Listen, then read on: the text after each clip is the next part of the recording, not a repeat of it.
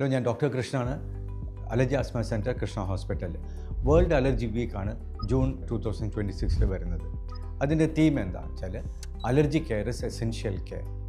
അപ്പോൾ അതിൽ ഈ വേൾഡ് അലർജി ഓർഗനൈസേഷൻ ഉദ്ദേശിക്കുന്നത് അലർജിയുടെ ട്രീറ്റ്മെൻറ്റ് ഇമ്പോർട്ടൻ്റ് ആണ്, അലർജി കെയർ എല്ലാവർക്കും നല്ലപോലെ കൊടുക്കേണ്ടതാണ്. അപ്പോൾ അതിനെന്താ ഉദ്ദേശിച്ചാൽ അലർജിയുള്ള ആൾക്കാർക്ക് പലവരും കുറേ നാൾ അലർജി ഉള്ള, ഇപ്പോൾ ക്രോണിക് ആയിട്ടുള്ള തുമ്മൽ, മൂക്കടുപ്പ്, റൈനൈറ്റിസ് അല്ലെങ്കിൽ സൈനസൈറ്റിസ് അല്ലെങ്കിൽ അലർജിക്ക് ആസ്മയുള്ള ആൾക്കാർ പല പ്രാവശ്യം അത് നെഗ്ലക്റ്റ് ചെയ്തിട്ട് അവരുടെ ക്വാളിറ്റി ഓഫ് ലൈഫ് എഫക്റ്റ് ആവുന്നുണ്ട്.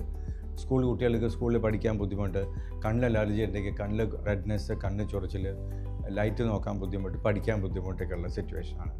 അലർജി നമുക്ക് ഡയഗ്നോസ് പ്രോപ്പറായിട്ടുള്ള ടെസ്റ്റുകളൊക്കെ ഉണ്ട്, പ്രോപ്പർ ഡയഗ്നോസ്റ്റിക് എക്യുപ്മെൻറ്റ്സ് ഉണ്ട്. അപ്പോൾ അത് ടെസ്റ്റ് ചെയ്തിട്ട് എന്താണ് അലർജി എന്താണെന്ന് കണ്ടുപിടിച്ചിട്ട് അതിനുള്ള സ്പെസിഫിക് ട്രീറ്റ്മെൻറ്റും അവോയ്ഡൻസ് ട്രീറ്റ്മെൻ്റ് ആണോ, ഇമ്മ്യൂണോതെറാപ്പി ആണോ, ആൻറ്റി IgE ട്രീറ്റ്മെൻ്റ് ആണോ, അങ്ങനെ പ്ലാൻ ചെയ്യാം. ഇതാണ് ഈ കൊല്ലം 2026 വേൾഡ് അലർജി വീക്കിൽ ഉദ്ദേശിക്കുന്നത്. ഞാൻ ഡോക്ടർ കൃഷ്ണനാണ്, allergy asthma centre, Krishna hospital.